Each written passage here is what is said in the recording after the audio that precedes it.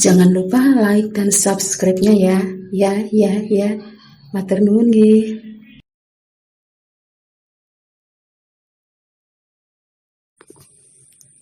Assalamualaikum anak-anakku semuanya. Bersama Bu Tami kita belajar kimia lagi, dan kali ini kita akan mempelajari tentang kesetimbangan kimia. Ya, berikut hitungan tetapan kesetimbangannya. Oke. Anak-anakku semuanya, seringkali dalam keseharian kalian mendengar kata setimbang. Di sini maksudnya bahwa ada berat yang sama, gitu ya. Misalnya dalam menimbang sesuatu, antara anak timbangan dengan benda ini memiliki berat yang sama. Itu kalian katakan sebagai sesuatu yang setimbang, gitu ya. Nah, bagaimana jika itu terjadi pada reaksi kimia? Dalam kondisi yang setimbang, apa yang dimaksud dengan kesetimbangan di dalam reaksi kimia? Nah, kalau kalian perhatikan, mungkin pernah juga kalian mengamati bahwa ada air yang terdapat di dalam panci dalam keadaan terbuka dan air dalam panci dalam keadaan yang tertutup rapat. Nah, perhatikan coba dalam beberapa waktu gitu ya, dalam selang waktu.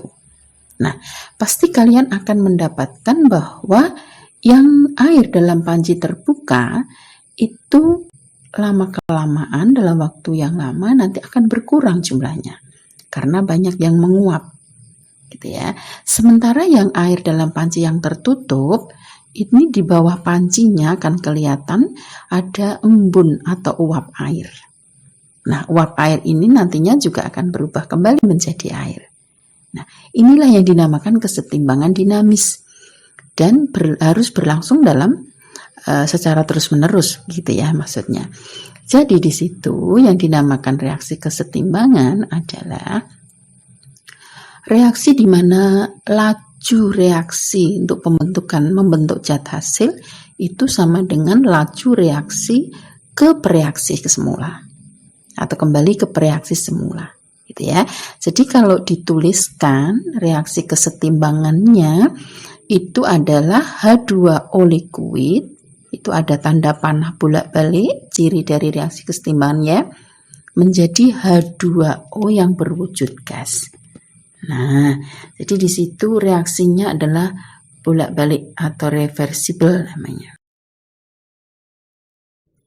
Baik, anak-anakku semuanya, sekarang untuk jenis kesetimbangan kimia berdasarkan fase dari zat yang bereaksi itu dibedakan menjadi dua.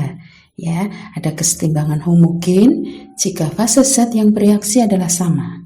Oke, perhatikan pada contoh tayangan.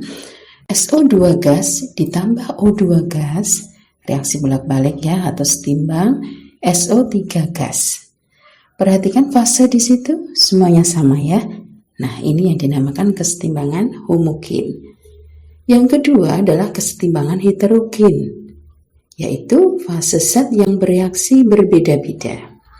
Nah, contohnya CaCO3 solid, reaksi bolak-balik atau setimbang CaO solid ditambah CO2 gas.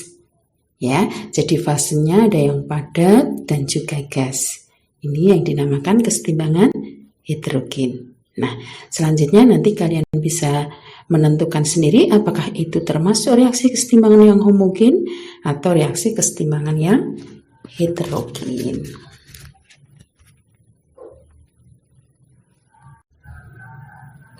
Para siswa yang saya sayangi, nah sekarang kita mempelajari tentang tetapan kesetimbangan. Ya, di sini ada dua tetapan kesetimbangan yang berdasarkan konsentrasi, itu dilambangkan dengan Kc, dan tetapan kesetimbangan yang berdasarkan tekanan dilambangkan dengan Kp. Oke, nomor 1 dulu ya. Rumusan tetapan kesetimbangan yang berdasarkan konsentrasi atau Kc. Nah, reaksi kesetimbangan kimia itu selalu ditandai dengan tanda panah, arah panahnya bolak-balik. Ya, kalau di dalam tayangan itu dicontohkan secara umum ya. Ma ditambah Nb setimbang PC ditambah Kd. Nah, Kc sama dengan konsentrasi hasil reaksi dipangkatkan koefisiennya dibagi dengan konsentrasi pereaksi dipangkatkan koefisiennya. Nah, perhatikan fase zatnya.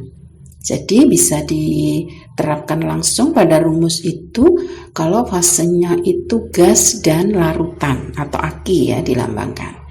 Nah, bagaimana jika fasenya cair, liquid, atau padat? S biasa dilambangkan. Nah, di situ bahwa konsentrasi akan dianggap tetap atau sama dengan 1. Ya, kita ambil contoh dulu. Misalnya ada reaksi kesetimbangan 2SO2 gas ditambah O2 gas setimbang 2SO3 gas. Coba tentukan rumusan KC-nya. Berarti KC sama dengan konsentrasi SO3 pangkat 2 dibagi konsentrasi SO2 pangkat 2 kali konsentrasi O2. Ya. Nah, jadi kamu harus perhatikan koefisiennya juga. Di sini fase semuanya fase gas sama ya. Nah, maka kalian harus masukkan pada kerumusan KC-nya sesuai dengan secara umum rumus umum di atas. Nah, sekarang kalau untuk kesetimbangan yang heterogen. Nah, misalnya ya, CaCO3 solid ditambah setimbang maksud kami CaCO3 padat ya setimbang CaO padat ditambah CO2 gas. Bagaimana rumus KC-nya? Ya sama, berarti KC sama dengan konsentrasi CaO dikali konsentrasi CO2 jadi hasil reaksi dibagi konsentrasi CaCO3. Di sini koefisiennya semuanya 1 jadi pangkatnya 1 ya. Bisa jadi tidak usah dituliskan. Nah, CaO dengan CaCO3 ini adalah padat. Kalau padat, konsentrasi dianggap tetap atau sama dengan 1. Jadi KC sama dengan 1 kali konsentrasi CO2 dibagi 1. Ya, sama dengan konsentrasi CO2-nya. Nah, selanjutnya yang kedua, bagaimana jika tetapan kesetimbangan yang berdasarkan tekanan? Kp rumusnya sama ya. Kp sama dengan P. Jadi konsentrasi diganti dengan P tekanan parsial. Saya ulang, Kp sama dengan P hasil reaksi dipangkatkan koefisien dibagi dengan P per reaksi dipangkatkan koefisien. Nah, jika ada contoh reaksi kesetimbangan misalnya untuk reaksi yang sama ya di atas, maka kalian bisa tuliskan Kp sama dengan PSO3 pangkat 2 dibagi PSO2 pangkat 2 dikali PO2. Coba sesuai ya.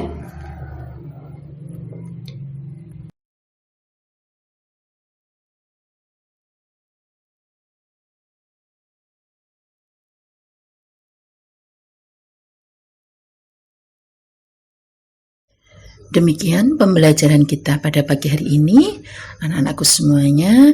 Saya berharap untuk tetap berlatih, belajar, supaya kalian lebih mudah untuk menyelesaikan segalanya.